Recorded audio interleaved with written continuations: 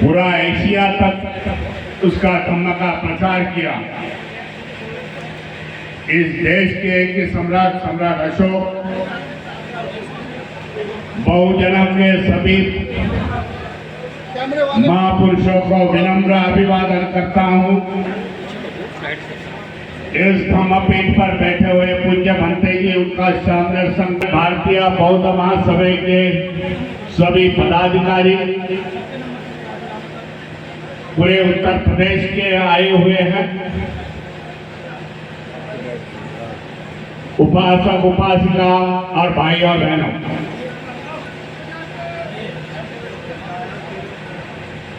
आज उनके बीच में संबोधित करते हुए बड़ी प्रसन्नता मिली। प्रमोद जी ने बताया गया भीमराव जी आना ही पड़ेगा। काफी कार्यक्रम मेरा व्यस्त होने के बावजूद मैं आपके सामने खड़ा हूं।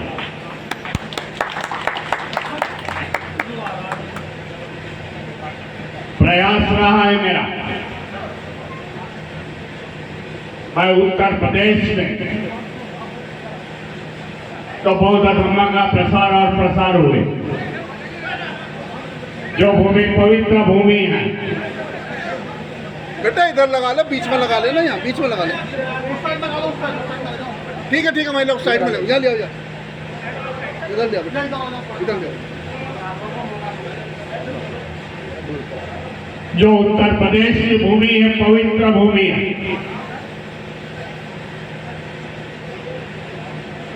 भगवान गौतम बुद्ध के जुड़ी हुई है, उनके जन्मों से, उनके कर्मों से।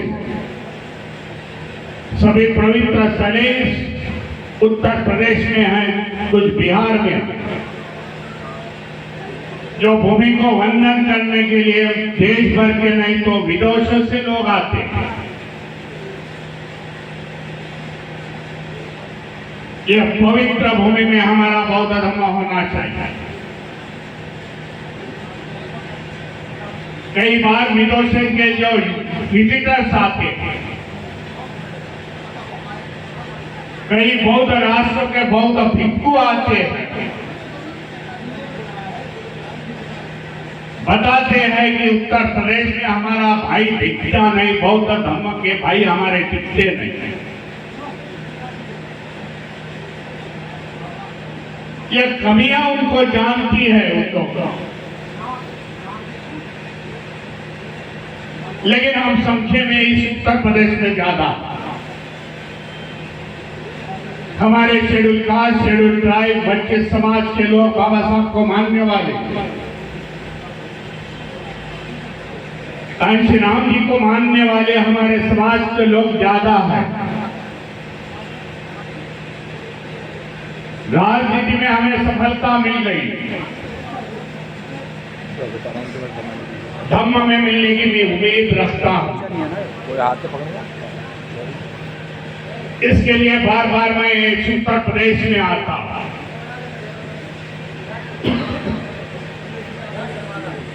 काफी बड़ा प्रदेश है, मैं जानता हूं, महाराष्ट्र से डबल 75 जिले हैं उत्तर प्रदेश। इसके लिए उत्तर प्रदेश के आज 4 भाग कर दिया है लोग। भारतीय बौद्ध महासभा 4 विभागों में आज काम कर रही है, क्योंकि एक संगठन इतना पूरा प्रदेश देख नहीं सकती। और विभाग होने के बाद मैं पिछले 2 महीने से मैं उत्तर प्रदेश में था।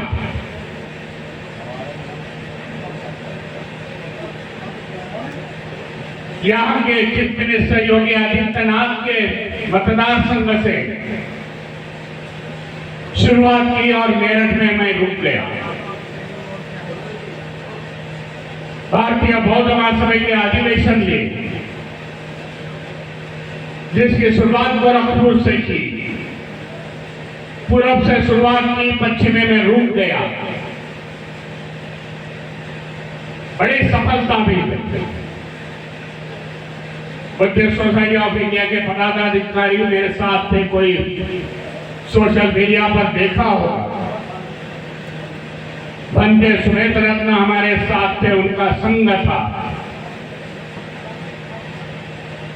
तब पता चला कि यहाँ की जनता जानती है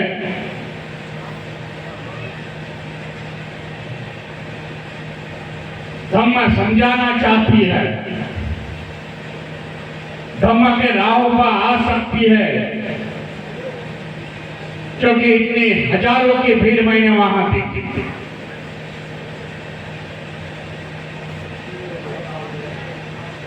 ये भी मैं समझता था कि राजनीति के साथ साथ इस प्रदेश में धम्म नीति होती थी तो हम कहीं के आगे निकल जाते। पर बाबा साहब का संगठन ही हमारी जिम्मेदारी है। मैं समझता हूं कि जो बाबा साहब ने स्थापित किया हुआ तो बुद्धिस्ट सोसाइटी ऑफ इंडिया है, समता सैनिक दल है, राजनीति है, हमें उससे चलाना पड़ेगा। काफी उम्मीदें थी बाबा साहब की धम्म क्रांति के बारे में। जीवन की आखिरी क्रांति बाबा साहब की धम्म क्रांति है, ये भी जान।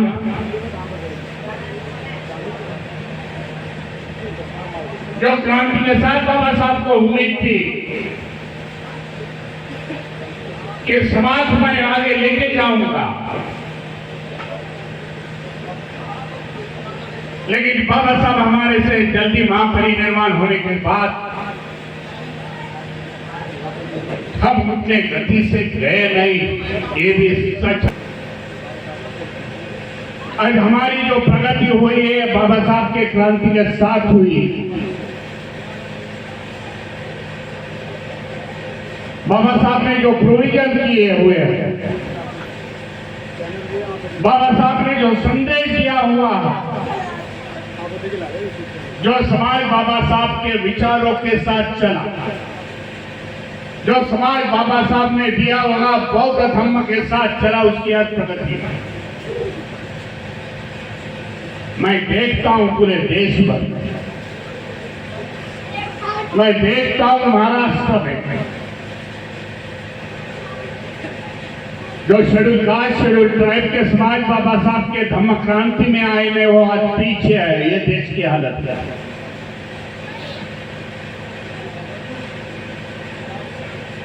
कुछ समाज जान लिए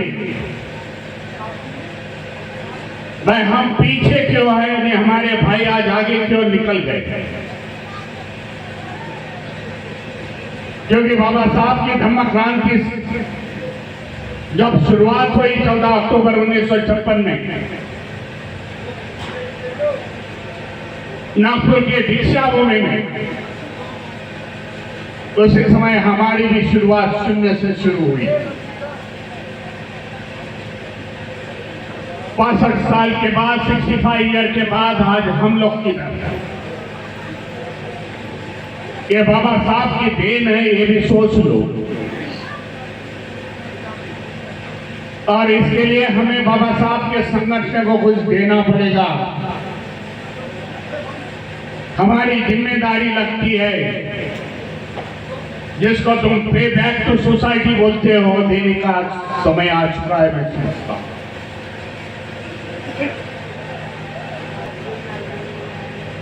जो उस समय बाबा साहब को अपेक्षित था, और 62 साल के बाद ये देश का चित्र आगे आ रहा, जो समाज के नए बच्चे पढ़ लिख के आगे आ गए, उन्होंने सोच लिया कि हमारे पुरखों ने जो गलतियां की, बाबा साहब को विरोध किया, बाबा साहब की क्रांति को विरोध किया, वो गलत है। भाषिक स्टेट में हिंदी भाषिक बोलने वाले स्टेट जो है उत्तर प्रदेश है, बिहार है। बीच में मैं राजस्थान में गया था, 1.5 महीने पहले की बात है, राजस्थान में बुद्धिस्ट सोसाइटी ऑफ इंडिया काम कर रही है। 25,000 लोगों की गैदरिंग थी उस बुद्धिस्ट सोसाइटी ऑफ इंडिया के अधिवेशन में। अंबेडकर मिशन उसके साथ था। आज हम लोग बहुत बन गए। इस तरीके का माहौल आज देश में है।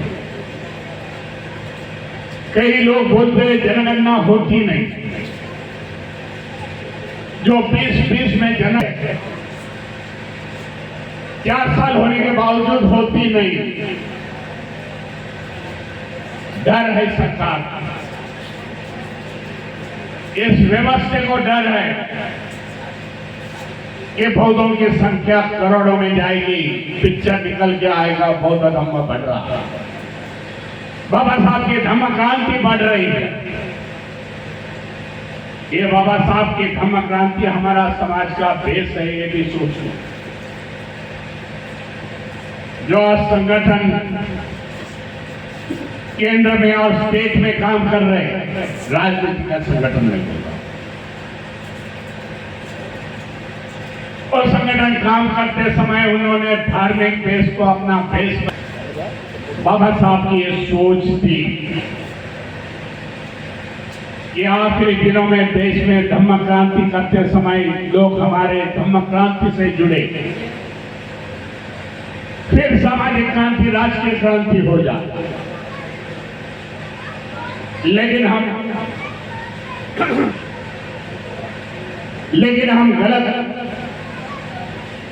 हम गलत रास्ते से गए।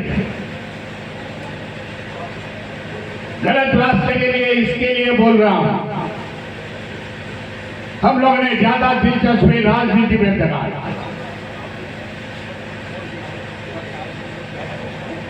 और धम्म क्रांति और सामाजिक क्रांति हम लोग ने पीछे डाला। मैं समझता हूं ये रास्ता गलत था।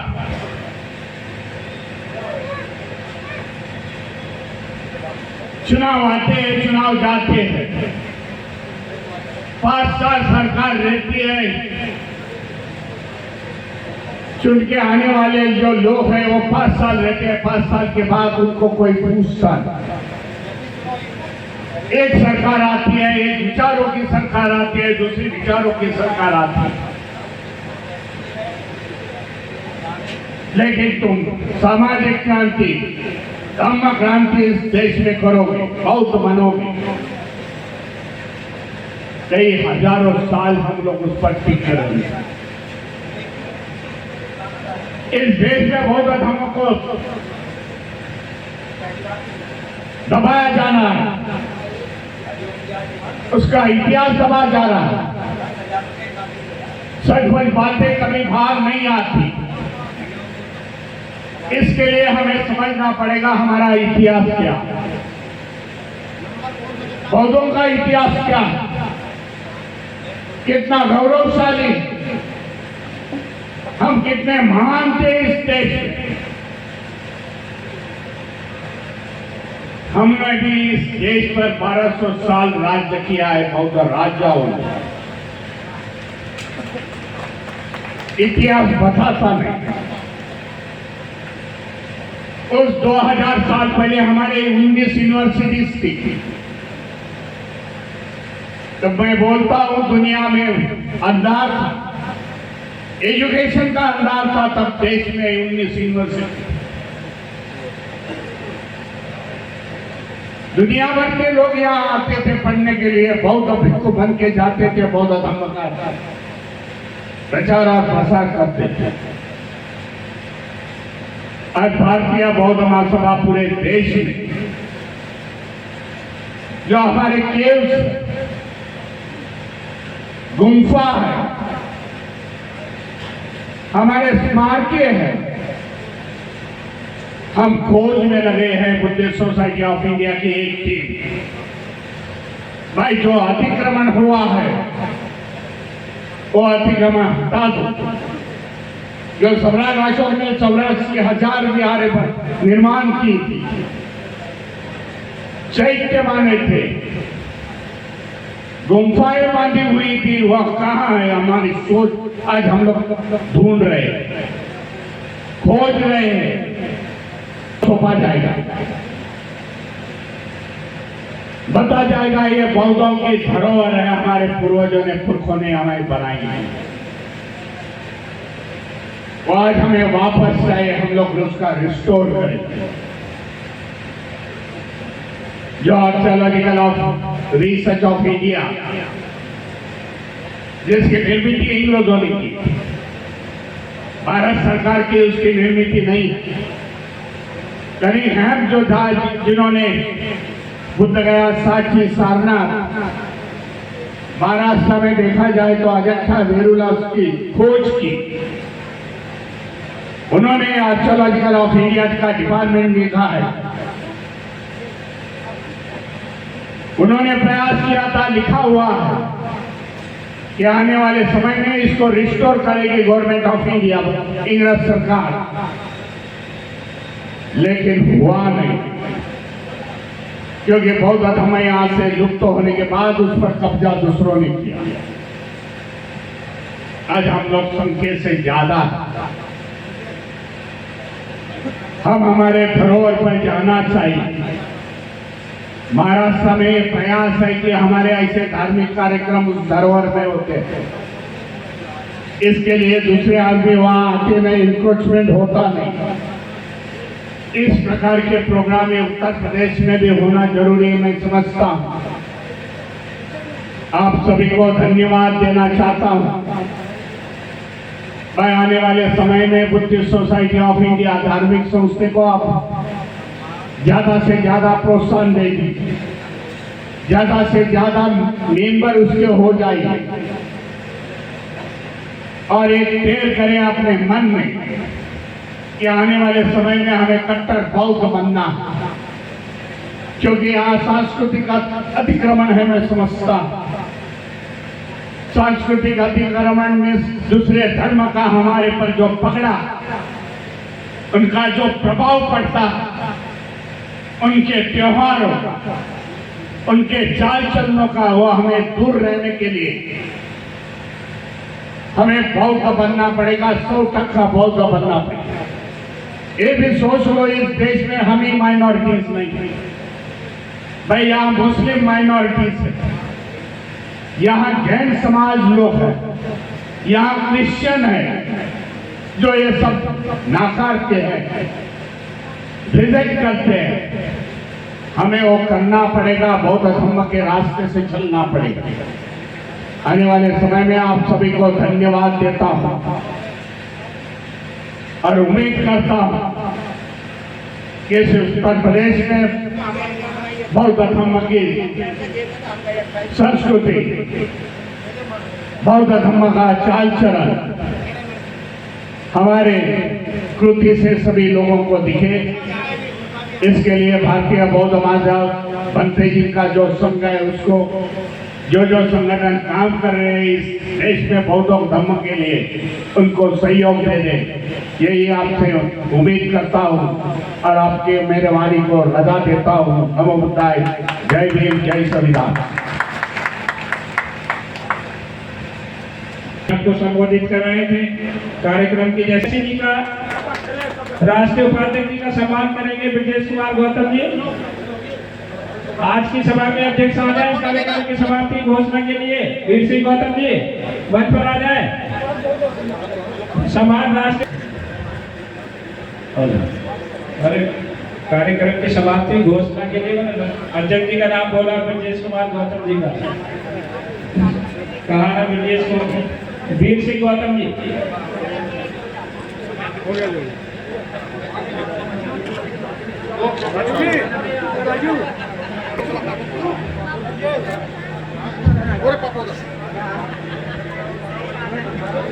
और कोई